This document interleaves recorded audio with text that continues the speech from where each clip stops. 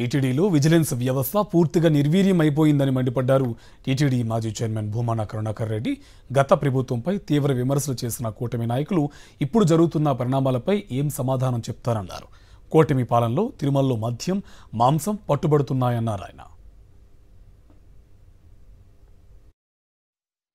మీరొచ్చి 7 నెలలు కూడా కాల వరుసగా మీ హయాంలో దారుణమైనటువంటి సంఘటనలు జరుగుతున్నాయి.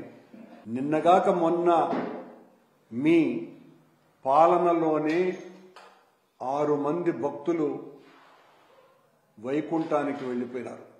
50 మందికి పైగా భక్తులు క్షతగాత్రులైనారు.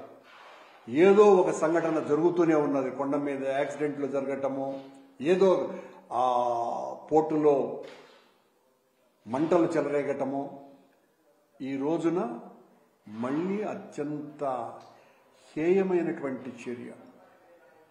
మీ టీటీడీ పాలక మండలికి, టీటీడీ అధికారులకి ఏమాత్రము సమన్వయం లేకపోవటం కారణంగానే నిఘా వ్యవస్థ పూర్తిగా మంటగలిసి దేవదేవుని ఆలయంలో రాంబకీచా, అది కూడా అతి దగ్గరలో ఉన్నటువంటి ఆలయానికి దగ్గరలో ఉన్నటువంటి సత్రాల దగ్గరకి బిర్యానీ ప్యాకెట్లు తీసుకొని వచ్చి దొరికారు అని అంటే టీటీడీ పాలన ఎంత గొప్పగా ఉందో దీన్ని బట్టి చూస్తే అర్థమవుతుంది.